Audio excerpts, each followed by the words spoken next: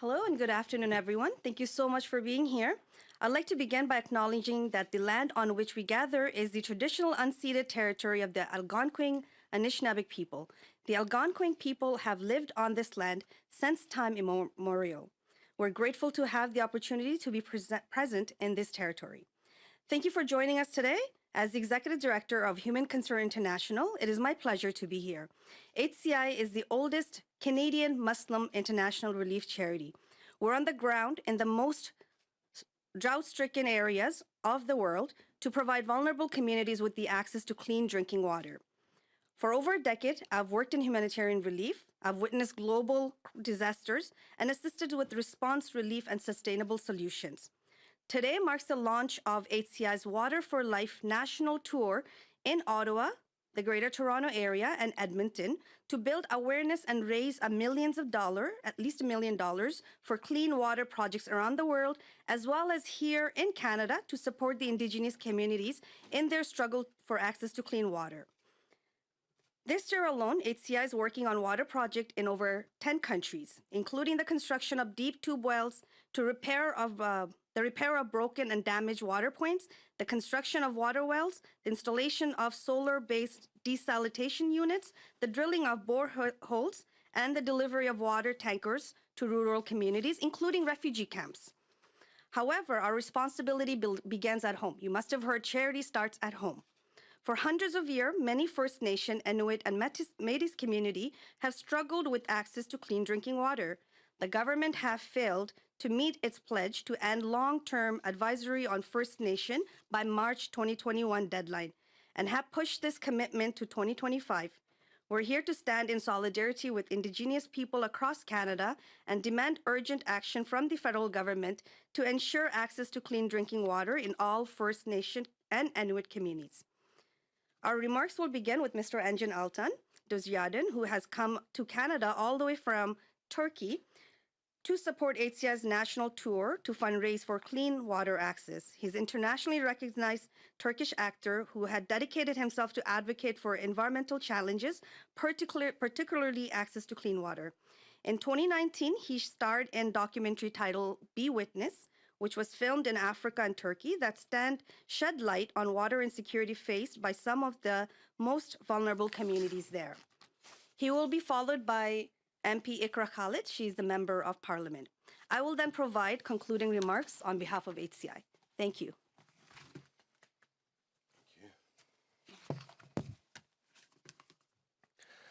I would like to thank Human Concern International for inviting me to be part of this important project. I am honored to visit Canada and join Mahmuda Khan and the Member of Parliament to speak on this critical subject. Like many with a global platform, I have been committed to raising awareness about climate change impact around the world. I have traveled throughout Africa documenting the effects of a lack of clean water access on communities. As an avid photographer, my journey began in Kenya to capture the natural beauty of the continent, where I faced a striking reality that deeply affected me. 53% of Africa people do not have access to clean water, and 3 out of every 10 newborn babies die to disease originating from contaminated water. I have witnessed people who traveled days to get a clean water access point to fill 1 bucket for their family. Some locals, including women, have to walk about 25 to 30 kilometers in order to reach water. So I began to research the issue, and eventually I produced a documentary called Be Witness to build awareness about clean water access. Water shortages are reality awaiting us all. Many countries like Canada are slowly coming to this reality, but developing countries are the most vulnerable to climate change, suffering from droughts and water shortages, and places like Africa have been unable to find clean water for centuries. According to UNICEF, over 700 children under the 5 are dying daily from disease linked to inadequate water, sanitation and hygiene. Many more children regularly miss school because they are too ill to attend, competing levels of inequality in some of the most disadvantaged communities. Human Concern International's innovative water projects are uplifting communities throughout the world. However, even these projects require ongoing maintenance and training in order to sustain the communities that benefit from them. The government of Canada supports water infrastructure investments in fragile and post-conflict countries, but Canada needs to do more to support sustainable water projects in developing countries. As part of Canada's commitment to the United Nations 2030's Agenda for Sustainable Development, Canada has a responsibility to its own people by eliminating long-term water advisories in First Nation reserves. I support HDI's call for the Government of Canada to follow through on its pledge to address clean water access issue in Canada. Thank you.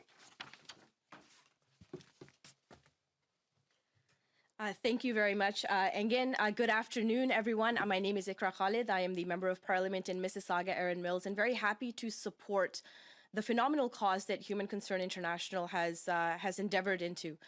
Water and access to clean water is a basic human right, and it is an issue across the world, not just here in Canada, that impacts not only Indigenous communities, but also women a lot more than men, impacts rural communities, impacts how we fight climate change.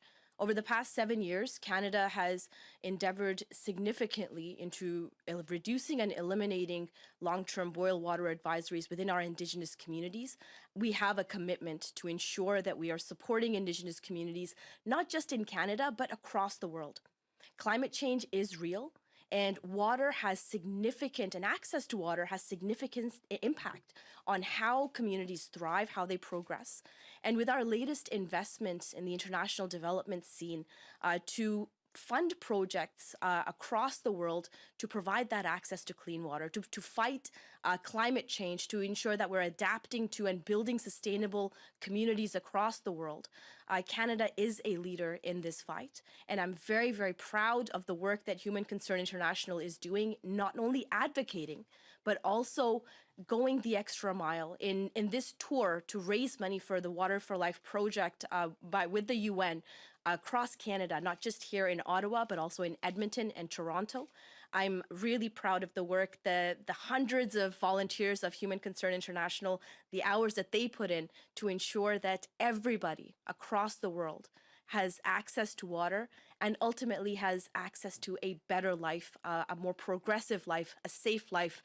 So here we are, and very happy to pass the mic back to Mahmuda for closing remarks. Thank you. Thank you so much, MP Ikra Khalid. Thank you to all the presenters. HCI's humanitarian work is rooted in the commitment to social justice, and I believe access to clean water is the most fundamental social justice issue above and beyond challenges like extreme poverty, food security, gender inequality, and many others. This understanding of social justice is what has guided all of our work, our humanitarian efforts abroad, but is also why HCI has recognized that the responsibility begins here at home. Many Canadians do not realize the extent of the water crisis in Canada. This summer, parts of our country had water shortages so severe that a state of emergency was declared and businesses were shut down. Most Canadians enjoy clean water every day and are unaware that many Indigenous communities lack the most basic human right, access to safe drinking water.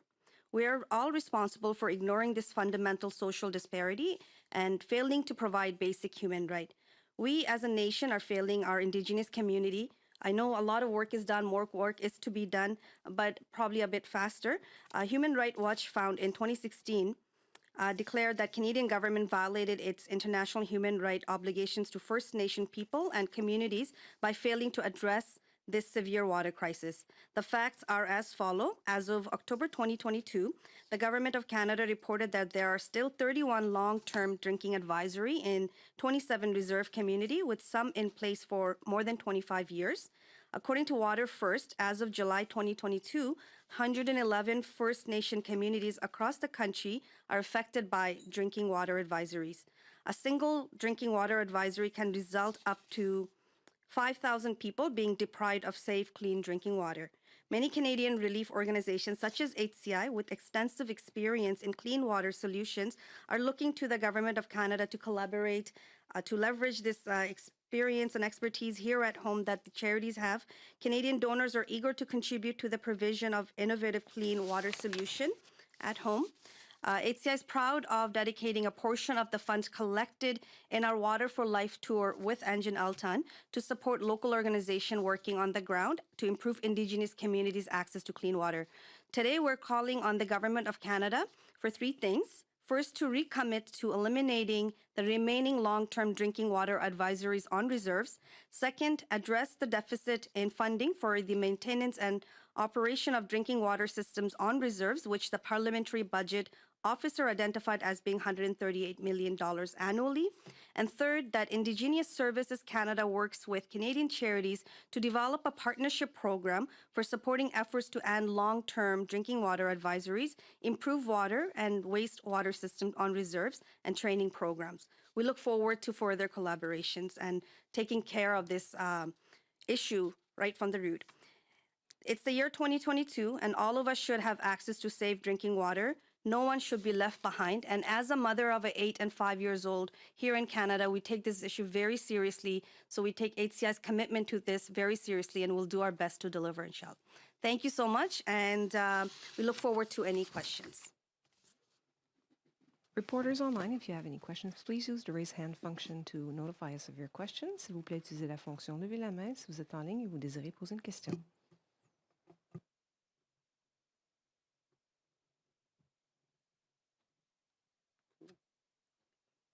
And now, once again, reporters that are online, if you want to ask a question, please use the raise hand function to notify us of your questions. Si vous êtes en ligne et vous désirez poser une question, utilisez la fonction lever la main pour nous en aviser.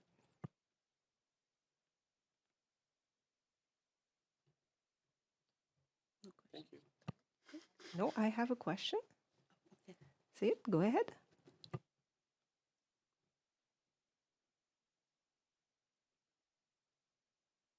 Say it, please, unmute yourself.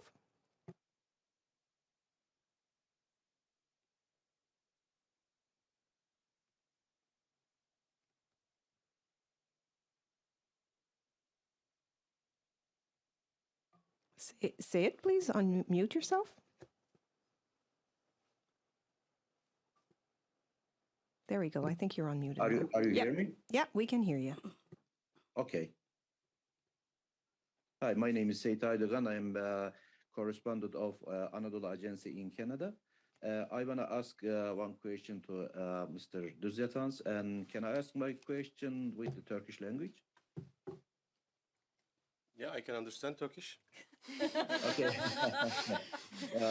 Kanada'ya hoş geldiniz. Hoş bulduk, teşekkür ederim. Sizinle Toronto programınızda bir araya geleceğiz, ancak ben de özellikle bir noktanın altını çizen bir soru sormak istiyorum.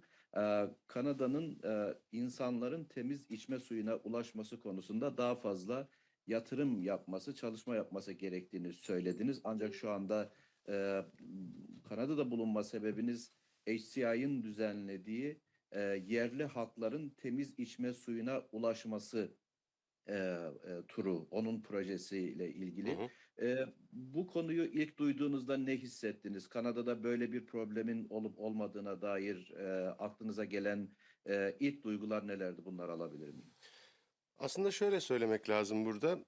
Gelişmiş toplumların hızla suyu tükettikleri bir dönemde 3. Dünya ülkelerinde insanlar suya ulaşmakta güçlük çekiyorlar. Ve Kanada gibi gelişmiş toplumların 3. Dünya ülkelerine yapacakları yardımlar tabii ki çok değerli. Ve Kanada'da bir sivil toplum kuruluşunun böyle bir görevi sahiplenmesi ve bunu Kanada parlamentosuyla birlikte de, Kanada parlamentosundan üyeleriyle birlikte de üst düzeye taşıması beni çok heyecanlandırdı ve o yüzden de bu projenin içinde olmak istedim. Ve dediğim gibi yani gelişmiş toplumların yapacakları yardımlar 3. Dünya ülkelerine çok değerli ve Kanada'da gelişmiş bir toplum olarak burada yapacağı yardımların önemli olacağını düşünüyorum.